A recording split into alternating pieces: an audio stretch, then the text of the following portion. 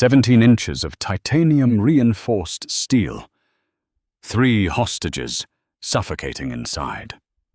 A tactical commander who just declared the vault officially impenetrable. Time was up, and the cutting torches were hours away. That's when a 68-year-old retired sapper stepped up, holding nothing but a 9-volt battery and a stripped copper wire. It was a Tuesday in late November, the kind of bitterly cold Chicago afternoon that chilled you straight to the bone. But inside the downtown branch of 1st Continental Reserve, Captain David Miller of the Tactical Response Unit was sweating through his heavy Kevlar armor. The situation was a nightmare. A highly organized, heavily armed crew had attempted to rob the bank's main subterranean vault. The police response had been extraordinarily fast, too fast for the crew. In their panic to escape, the robbers had triggered the bank's fail-deadly security measure. They deployed a localized electromagnetic pulse device to wipe the security cameras, but the blast had a catastrophic side effect. It instantly fried the logic boards of the vault's massive 30-ton Mosler door, slamming it shut and engaging the deadlock protocol. The robbers escaped through the storm drains, but that wasn't Miller's primary concern. 3 people were trapped inside the airtight vault. The branch manager, a 24-year-old teller named Sarah Jenkins, and a 60-year-old security guard named Frank, who, according to bank records, had survived a massive heart attack just 2 years prior. "Oxygen levels are dropping fast," Sergeant Thomas Griggs muttered, holding a tablet that displayed the vault's specs. "It's a hermetically sealed environment, Captain, designed to survive fire and floods. With 3 adults hyperventilating inside, we have maybe 90 minutes before the air turns toxic with carbon dioxide." "Drill it," Miller barked, staring at the imposing slab of brushed steel. "We can't," a young tactical tech named Owen stammered, adjusting his glasses. "The Mosler door was retrofitted last year with an Argus bi-layer defense system. If we take a diamond-tipped drill to the casing, it will shatter a thermal glass plate hidden inside the door. Once that glass breaks, spring-loaded tungsten bolts will fire into the frame. It's an anti-tamper relocker. If that happens, the vault is permanently sealed. We'd need a thermite lance to cut through, and the heat would roast everyone inside long before we breached it." Miller slammed his fist against a teller counter. "So the digital brain is melted, and the physical lock is booby-trapped. There has to be a bypass." "There isn't," Owen said softly. "The system is jammed. The manufacturer says it's physically impossible to open without the motherboard intact."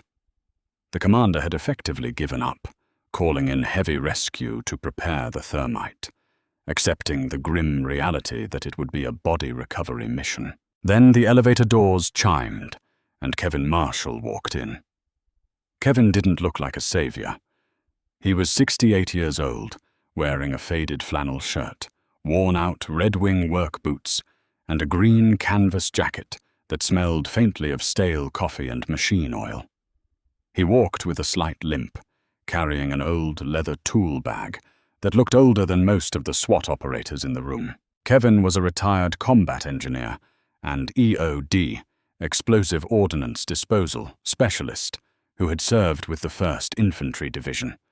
He had disarmed unexploded ordnance in Vietnam and later spent 2 decades in the private sector as a structural penetration consultant, a fancy term for a man who knew exactly how to crack unbreakable things. The mayor's office, desperate for a miracle, had pulled him from his retirement.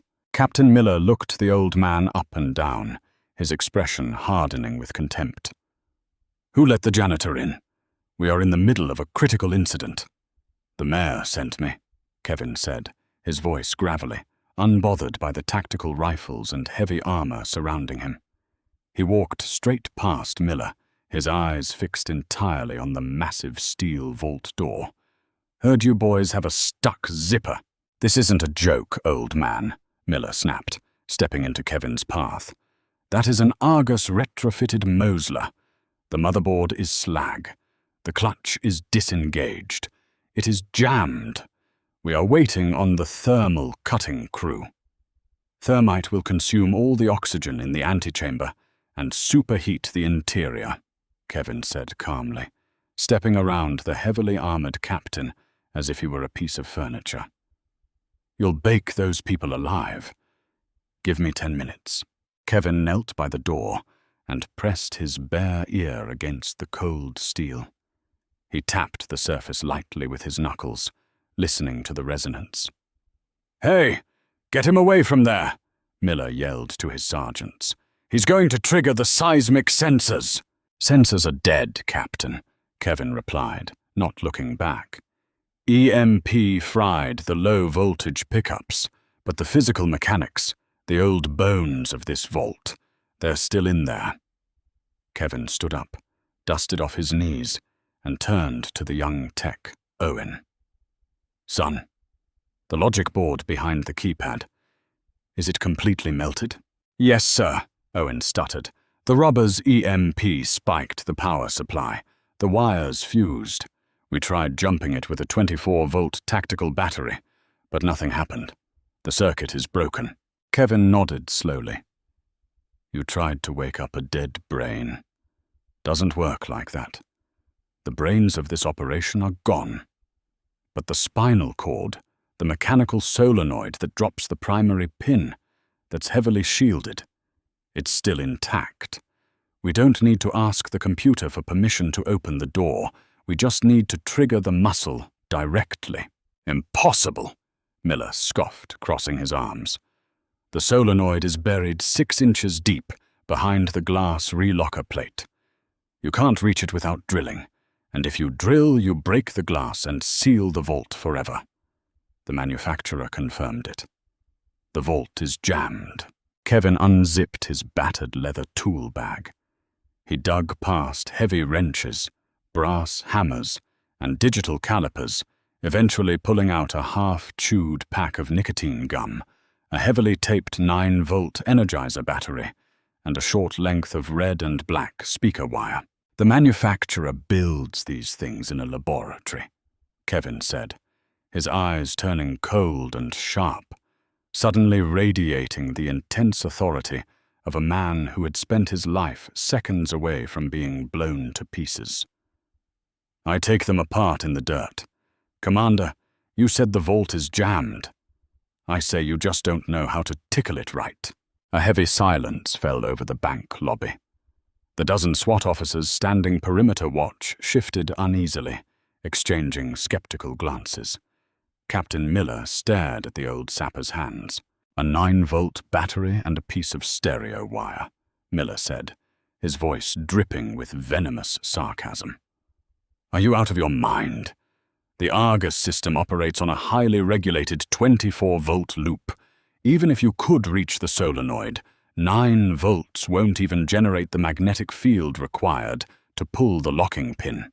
Kevin didn't argue. He calmly popped a piece of nicotine gum into his mouth and began to chew. "Son," he addressed Owen, completely ignoring the captain, "I need you to take a crowbar and pry off the melted plastic housing of the keypad. Be gentle. Don't touch the steel behind it." Owen looked at Miller, who angrily threw his hands in the air. "Fine. Let the old man play MacGyver. When he fails, we torch the door." With a sharp crack, Owen pried the charred remains of the biometric keypad off the wall. Beneath it was a horrific nest of blackened, melted wires, fused together in a lump of toxic-smelling plastic. It looked like a burned-out bird's nest. "Mother of God," Griggs whispered. "There's no way to trace a circuit in that." Kevin stepped up to the exposed cavity. He pulled a small, curved dental pick from his pocket. His hands, previously weathered and seemingly stiff, suddenly moved with terrifying surgical precision. For a man of 68, his fingers were as steady as a stone. "In 1972, Kevin murmured, leaning close to the burnt wires. "I was in the mud near the DMZ, staring at a Soviet-made anti-tank mine. The timer was corroded, but the primary detonator was intact. I didn't have my toolkit. I had a field radio battery and a piece of fencing wire. He gently used the dental pick to separate the melted wires, pulling two incredibly thin, uncharred copper threads from the back of the bundle. "People rely too much on the rules of technology," Kevin continued, his voice dropping to a hypnotic, steady cadence. "They think a machine only works the way the manual says it works.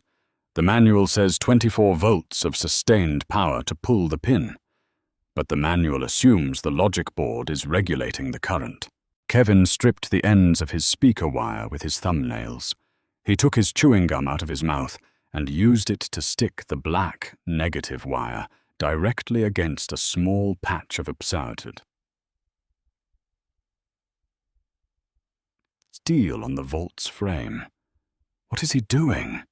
Miller whispered, finally stepping closer, his arrogance momentarily replaced by genuine confusion. "He's grounding the circuit to the vault chassis," Owen realized, his eyes widening. "But why?" Kevin attached the other end of the black wire to the negative terminal of his 9-volt battery.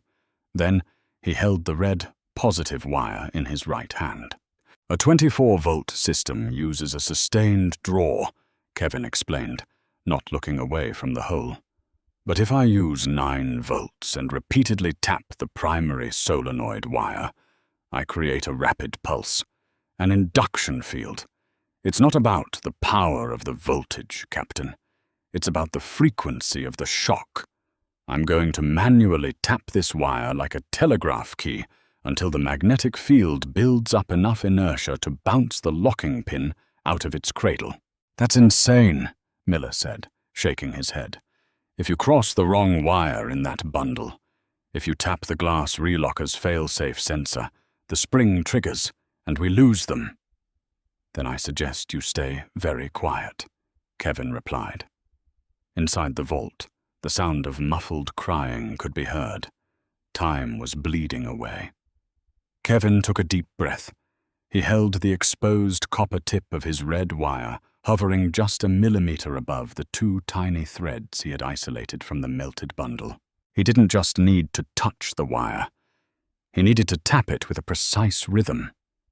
Too slow, and the magnetic field would dissipate. Too fast, and it would short out the remaining copper. Tap, tap, tap. Tiny blue sparks snapped in the dim light of the bank lobby. Kevin's hand moved like a hummingbird's wing. Tap, tap, tap, tap, tap. Sweat beaded on his forehead, tracing the deep wrinkles around his eyes. The room was dead silent, save for the faint electric zzz of the copper meeting copper. "Nothing's happening," Miller whispered tensely. "Give it time," Kevin hissed, his jaw clenched tight. "The coil has to heat up." Tap, tap, tap. 10 seconds passed. 20. The tension was suffocating. Every officer in the room was holding their breath, watching an old man wage a microscopic war against 30 tons of steel. Suddenly, Kevin's hand slipped. A slightly larger spark flared, illuminating the cavity in a bright blue flash. A loud, terrifying crack echoed from deep inside the vault door. It didn't sound like a lock disengaging. It sounded exactly like thick, tempered glass fracturing under pressure. Captain Miller's face went completely pale. "The glass," he breathed out, horrified. "You broke the anti-tamper glass. You just fired the deadbolts." Kevin froze, the wire hovering in his hand. The silence that followed the crack was deafening. The old sapper stared at the steel, his eyes wide. Had his hand actually slipped? Had the induction field spiked the wrong sensor? "Get him out of here!" Miller roared, lunging forward and grabbing Kevin by the collar of his jacket. I told you he would seal it. Bring up the thermal team right now. We have to cut. Wait! Kevin shouted, violently ripping his shoulder out of Miller's grasp. He pressed his ear hard against the cold steel of the vault. Wait for what? Miller screamed. You just killed those people! Listen, Kevin commanded, his voice booming with a sudden, thunderous authority that echoed off the high marble ceilings. The SWAT officers froze. From deep inside the massive steel door, there was a low, mechanical groaning sound. It wasn't the sound of deadbolts firing.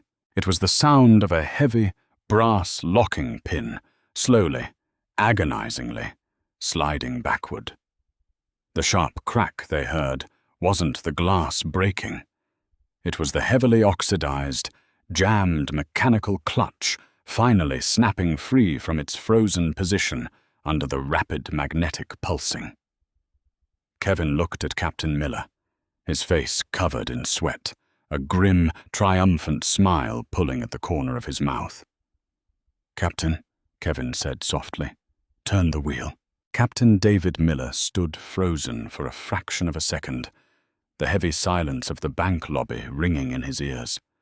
The impossible sound of the brass locking pin retracting was still echoing off the marble floors. He looked at Kevin Marshall. The old sapper's face was slick with sweat, his breathing heavy, but his eyes were entirely devoid of doubt. Miller stepped forward, his heavy tactical boots crunching over the shattered plastic of the keypad housing. He gripped the massive, polished steel wheel at the center of the 30-ton Mosler door. He braced his boots against the floor and pulled. At first, nothing happened. The massive hinges hadn't moved in months, and the sheer weight of the steel fought him. But Miller gritted his teeth, his biceps straining against his Kevlar vest, and slowly, the wheel began to turn. Clack, clack, clack. The heavy internal deadbolts, freed from their electronic purgatory, mechanically slid back into the door frame. With a violent, rushing hiss, like a punctured tire, the hermetic seal broke. Stale, suffocating air rushed out of the dark void, carrying the sour stench of sweat, panic, and concentrated carbon dioxide. "Medics, move!" Sergeant Griggs bellowed, waving the tactical paramedics forward. Miller hauled the massive door open, its hinges groaning in protest. Inside, the emergency lighting cast a sickly yellow glow over rows of stainless steel deposit boxes. Slumped against the far wall were the 3 hostages. Frank, the elderly security guard, was clutching his chest, his skin a terrifying shade of grey. Sarah Jenkins, the young teller, was unconscious, her lips bruised blue from oxygen deprivation. Beside them, the branch manager, Richard Davies, was weakly trying to wave his hand, gasping like a fish out of water. The paramedics swarmed the vault, slapping oxygen masks over their faces and hoisting them onto rigid stretchers. The lobby erupted into chaotic relief. SWAT operators lowered their rifles, clapping each other on the shoulder. Miller exhaled a breath he felt like he'd been holding for 2 hours. He turned to look for Kevin, ready to swallow his pride and offer the old man a profound public apology. But Kevin wasn't celebrating. The retired sapper had completely ignored the medical rescue. He had bypassed the cheering officers, walked past the paramedics, and stepped deep into the cavernous interior of the vault. He was standing perfectly still in the center of the room, his head tilted back, his nose flaring. "Kevin?" Miller called out, stepping into the vault. "Hey, you did it? We got them. Let's clear out of—" "Stop moving, Captain," Kevin commanded. His voice wasn't a shout. It was a low, guttural rasp that carried an undercurrent of absolute dread. It was the voice of a man who had survived the jungles of Vietnam by recognizing the invisible shape of death. Miller froze. "What is it?" "The air," Kevin whispered, his eyes scanning the floor. "Tell me what you smell." Miller sniffed. "Sweat. CO2. The ozone from the EMP blast. Look past the ozone, Kevin said softly, slowly dropping to one knee. Smell the bitter almonds, the synthetic grease, the faint trace of nitric acid. Miller's blood ran cold. As a tactical commander, he recognized the chemical signature. It was the off-gassing of military-grade plastic explosives. They searched the robbers' entry tunnel, Miller said, his voice tight. The EMP was a panic move. They accidentally trapped the hostages. The EMP wasn't an accident, Kevin said, pulling a heavy maglite from his tool bag and clicking it on. He swept the intense white beam beneath the main steel island in the center of the vault. You said these robbers were highly organized. Professionals don't panic and fry a 30-ton door by mistake. The EMP was deliberate. It was meant to lock the vault and shut down the bank's chemical sniffing sensors. The beam of Kevin's flashlight stopped. Tucked deep inside a ventilation grate at the base of the island was a matte black Pelican case. It had been bolted directly to the primary load-bearing column that ran straight down into the building's foundation. Kevin crawled closer, his old joints popping, and peered through the grate. Inside the partially opened case sat 4 grey bricks of C4 explosive, wired to a dense array of logic boards, capacitors, and a cluster of thick steel ball bearings. But what made Miller's stomach drop was the trigger mechanism. It wasn't a digital timer. It was a crude, liquid-filled glass tube. A mercury tilt switch, wired in tandem with an analog pressure plate. A collapsing circuit, Kevin murmured, fascinated and horrified at the same time. The EMP fried the digital timers, but whoever built this knew EMPs are a double-edged sword. So they backed it up with analog hardware. Pure, unhackable physics. Why didn't it blow when the EMP went off? Miller asked, instinctively taking a half step backward, because it was perfectly balanced on the pressure plate.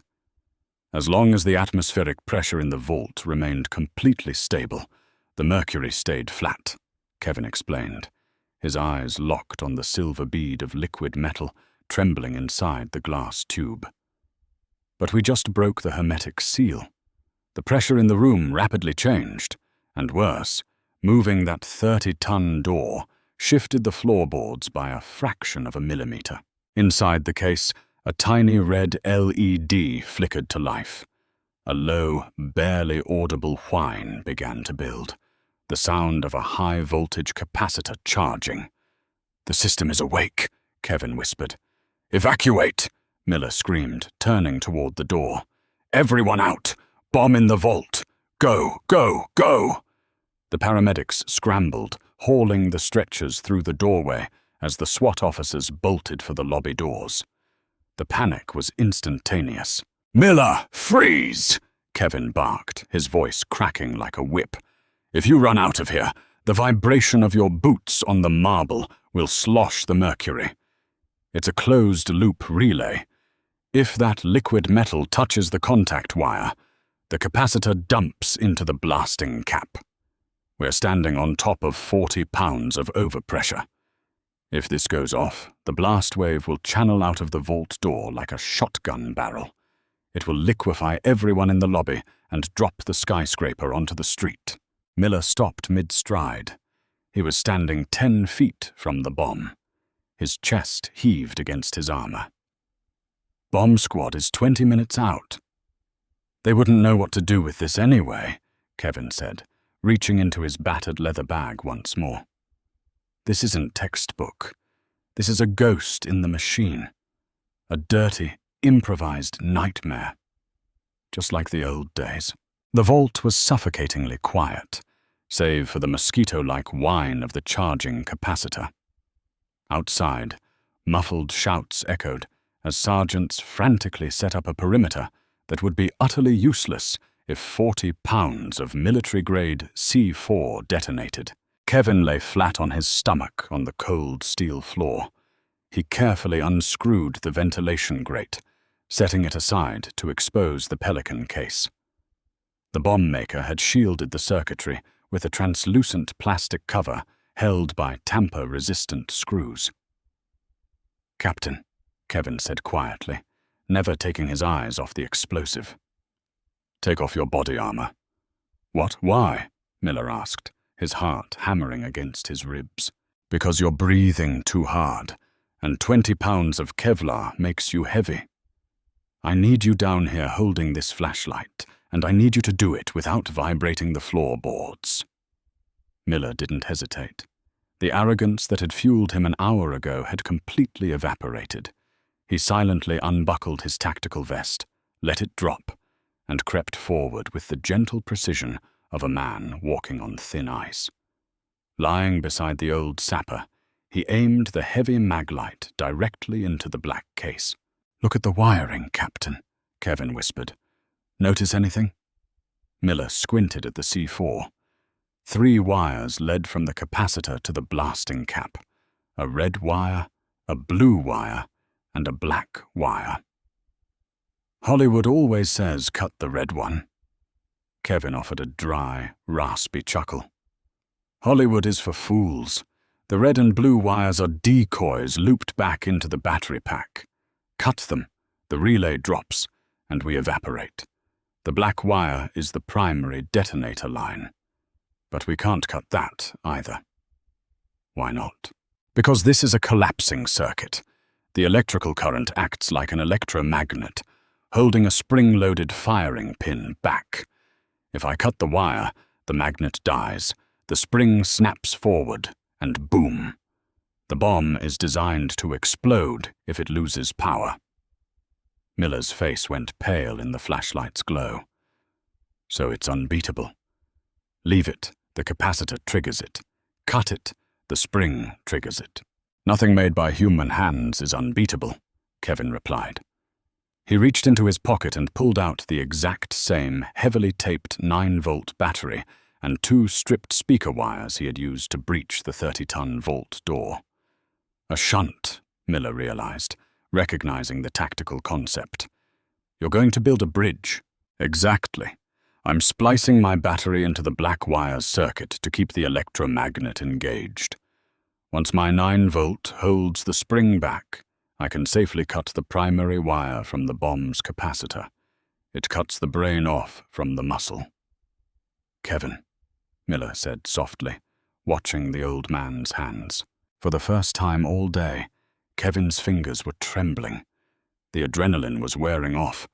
The sheer physical toll of the last hour, combined with 68 years of mileage, was finally catching up to him. One slip, one wrong touch on those tiny copper terminals, and the entire skyscraper would fall. Kevin paused, staring at his shaking hands. "In 1971, he whispered into the darkness, his voice distant. "I was disarming a bouncing Betty outside Khe-San, raining so hard I couldn't see my boots, shaking just like this. My lieutenant, a kid from Texas named Bobby, put his hands over mine, said, 'Artie, the bomb doesn't know you're scared. It only knows physics. Respect the physics, and you go home.'" Kevin closed his eyes and took a ragged breath. When he reached for the black wire again, the tremor was completely gone. "Light steady, Captain." With delicate precision, Kevin pinched the black wire. Using tiny wire strippers, he shaved away a centimeter of the rubber insulation in 2 separate spots, exposing the bare copper without severing the cord. He then took his red and black speaker wires, already attached to the 9-volt battery. "Bridging the gap," Kevin breathed. He touched the red wire to the first exposed section. A tiny blue spark hissed. He touched the black wire to the second section. "Okay, I am in the loop. My 9 volts are feeding the electromagnet. The bridge is up." Kevin picked up heavy, insulated diagonal cutters, positioning the sharp steel jaws exactly between the 2 spliced spots. This was the absolute point of no return. If the battery wasn't strong enough to hold the relay, they'd be dead before the sound of the snap reached their ears. Kevin looked at Miller and offered a grim smile. "Nice knowing you, Captain." He squeezed the cutters. Snip. The primary black wire severed. For a terrifying, endless second, the universe held its breath. Inside the glass tube, the mercury trembled violently. The red LED flickered frantically, trying to send a kill signal down a wire that no longer existed. But kept alive by the humble 9-volt battery, the electromagnet held fast. The spring did not snap. The capacitor, denied its lethal pathway, slowly whined down until the vault was dead silent. Kevin exhaled a breath that sounded like a deflating tire, resting his forehead against the cold floor. Beside him, Miller closed his eyes, his entire body trembling violently as the adrenaline finally crashed. Slowly, Kevin pushed himself up to his knees and began packing his tools into his battered leather bag. "Don't touch the battery," he warned, pointing to the 9-volt resting inside the casing. "It's got about 40 minutes of juice before it dies and the spring snaps. Tell your bomb squad to bring a liquid nitrogen bath to freeze the relay before they move it." Miller stood up, wiping cold sweat from his face. "Kevin, I called you a janitor. I threatened to arrest you. You just saved my life. You saved this entire city block." Kevin slung his heavy canvas bag over his shoulder. He looked at the highly decorated SWAT commander. "You rely too much on the rules, Captain," Kevin said quietly, adjusting his collar against the chill. "The manual tells you how things work when everything goes right. But the world is broken. Always has been. Sometimes you don't need $1 million drill. Sometimes you just need to know exactly where to tap." Without waiting for a response, Kevin Marshall turned and walked out of the vault. He ignored the stunned police officers in the lobby and walked right past the frantic reporters gathering outside the police tape, stepping out into the bitterly cold Chicago evening and disappearing into the city lights like a ghost returning to the shadows. The difference between a machine's rules and reality is exactly where legends like Kevin operate. If you were on the edge of your seat watching this old sapper outsmart the modern world, hit that like button right now. Share this video with someone who appreciates the sheer brilliance of old-school expertise. And don't forget to subscribe and ring the bell so you never miss a real-life tale of courage and ingenuity. See you in the next one.